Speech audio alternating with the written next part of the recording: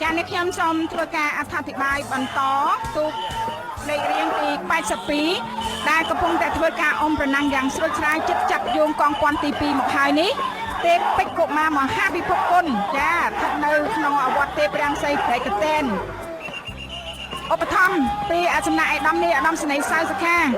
ចា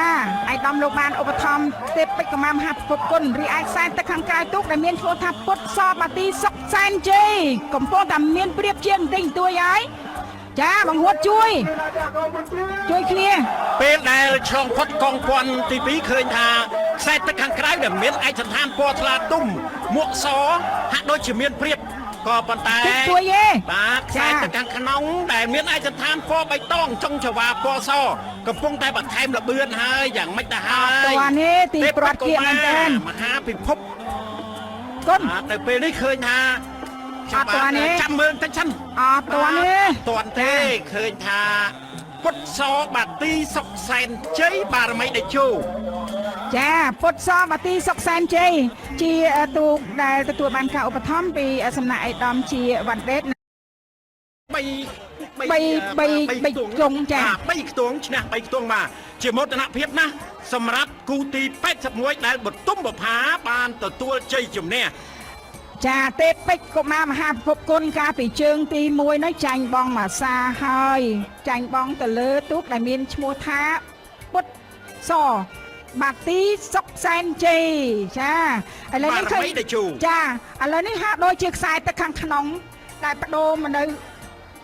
ខ្សែទឹកខាងក្នុងនៅតែមានប្រៀបវិញដែរចារបងឯកឧត្តមជាវ៉ាន់ដេតនិងឯកឧត្តមនួនសុផលនៅតែឈ្នះប្រៀបបាទឃើញថាខ្សែទឹកខាងក្នុងខ្សែទឹកខាងក្នុងកាលជើងទី1នៅក្រៅគាត់ឈ្នះដែរចាឥឡូវមកខ្សែទឹកខាងក្នុងឈ្នះទៀតតែឈ្នះដដែលអញ្ចឹងពុទ្ធសបាទីសុកសែនជ័យបារមីតេជោដែលអញ្ជើញមកពីខេត្តតាកែវនៅតែទទួលជ័យជំនះទាំងពីរកងព័ន្ធទី2ហើយដែរសម្រាប់116ធុនស័កចាធុនស័កដែលចូលសែនជ័យបារមីវត្តបណ្ណមកពីខាងបារាយ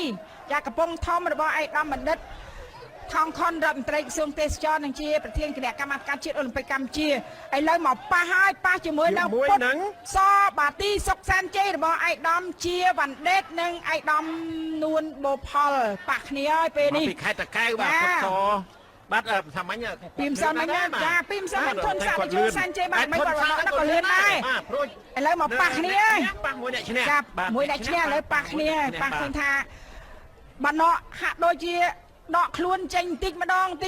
ហើយបាទពេលដែលចាប់យកកងព័ន្ធទី2គឺគាត់បញ្ចេញអស់ហើយបាទនៅពេលនេះឆ្លងកងព័ន្ធទី2ដូចជាខ្សែទឹកខាងក្នុងដូចជាដកជាងទីទេ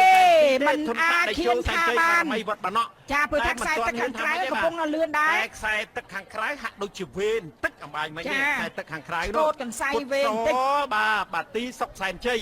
គឺសុទ្ធតែទុកដែលឈ្នះពីសាមញ្ញទាំងពីរជើងនៅប៉ះគ្នានៅពេលនេះបាទថ្ងៃនេះល្អមើលឈ្នះប៉ះឈ្នះ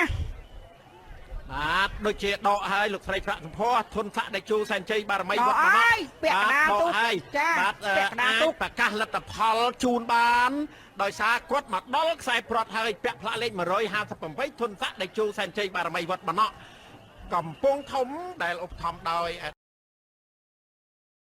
ទី2បាទនៅពេលដែលចាប់យោងកងព័ន្ធទី2គូទី112ខ្សែទឹកខាងក្នុងដែលមានឯកសណ្ឋានខាងមុខថ្លាទុំខាងក្រោយពណ៌សតារាអណ្ដែតសៀសែនជ័យខេត្តកណ្ដាល